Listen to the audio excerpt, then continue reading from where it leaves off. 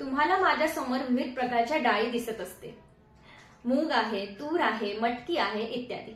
आता तुम्ही म्हणत असाल की या सर्व प्रकारच्या डाळी तर आम्ही खातो, पण काही डाळींमुळे आम्हाला त्रास होतो, पोट दुखतं, ऍसिडिटी वाढते इत्यादी.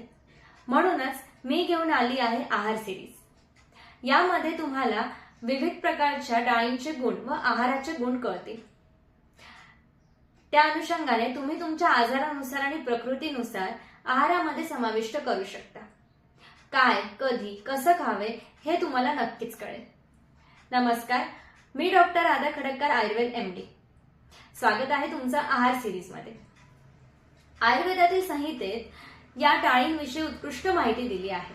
या सर्व प्रकारच्या डाळी कषाय म्हणजेच तुरट रसाच्या आहे, मधुर रसाच्या आहे, लघु म्हणजेच पचायला हलके आहे, कफपित्त नाशक आहे, मलमूत्र बांधणारा म्हणजेच मलाला घट्ट ठेवणारा आहे, पातळ नाही, रक्तविकार आणि मेदोविकार नाशक आहे. चला तर आज आपण जाणून घेऊया मूग याविषयी. आचार्य चरकांनी मुगाविषयी एक सुंदर श्लोक दिला आहे.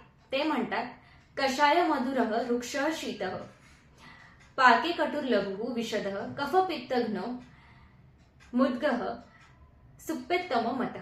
म्हणजेच हे मूग कषाय मधुर रसाचे आहे, वृक्ष आहे, शीत आहे, कटुविपाकी आहे, विषद म्हणजेच स्त्रोतरोध दूर करणारा आहे, शरीरातील चिकटावा दूर करतो, कफपित्त नाशक आहे. आचार्य वाग्भटांनी वातविकारकारक असे या मुगाला म्हटले आहे, पण आचार्य सुश्रुतांनी म्हटले आहे की हा जास्त वातविकारकारक नाही.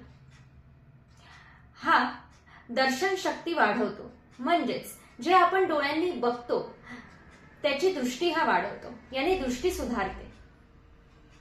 आता या सगळ्या डाळींपैकी मूग हे सर्वोत्कृष्ट सांगितले आहे. त्यातल्या त्यात हे हिरवे मूग सगळ्यात उत्तम सांगितले आहे. चला तर या हिरव्या मुगाबद्दल आपण जाणून घेऊया. हा हिरवे मूग पचायला हलके आहेत, हे इम्युनिटी वाढवतं, हे बॉडी डिटॉक्स करतं. ज्यांना अशक्तपणा आहे त्यांना हे मूग सगळ्यात उत्तम आहे. म्हणूनच जे लोक आजारी असतात त्यांना आपण हे हिरवे मूग खायला सांगतो. हे मेदोविकार नाशक म्हणजेच ज्यांना वेट लॉस करायचा आहे त्यांच्यासाठी हे उत्तम आहे. हे प्रोटीन्सचा सर्वात उत्कृष्ट स्रोत आहे. आता तुम्ही म्हणाल की आम्हाला मुगाचे खिचडी आणि वरण तर माहित आहे, पण मुगाचे कढण, मुगाचे थालीपीठ, मुगाचे अप्पे, धिरड हे असे विविध प्रकार तुम्ही करू शकता. लहान मुलांना डब्यात सँडविच, मॅगी हे देण्यापेक्षा जर हे वरील पदार्थ दिले तर हे नक्कीच गुणकारी ठरेल. आपण आपल्या पेशंट्सला सुद्धा मुगाचे कढण हे सांगतो आजारानुसार. हे त्यांना फायदा तितकाच देतात.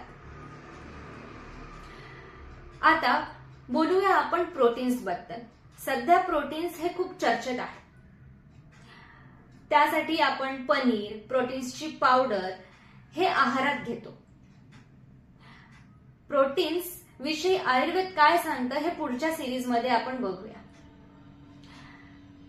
प्रोटीन्सचा स्रोत हे पनीर किंवा प्रोटीन्सची पावडर यापेक्षा जर आपण वरील सांगितलेले पदार्थ आणि या डाळी किंवा मुगाचं आपण जर समावेश केलं तर प्रोटीन्सची कमतरता कधीच भासणार नाही. आणि लहान मुलांना जर याची सवय लावली तर बाहेरच्या खाण्यानी जो त्रास होतो तो निश्चितच होणार नाही. तर आपण आपल्या आहार सिरीजमध्ये आणखी वेगवेगळ्या डाळींचे गुण आणि आहाराचे गुण हे बघणारच आहोत. नमस्कार.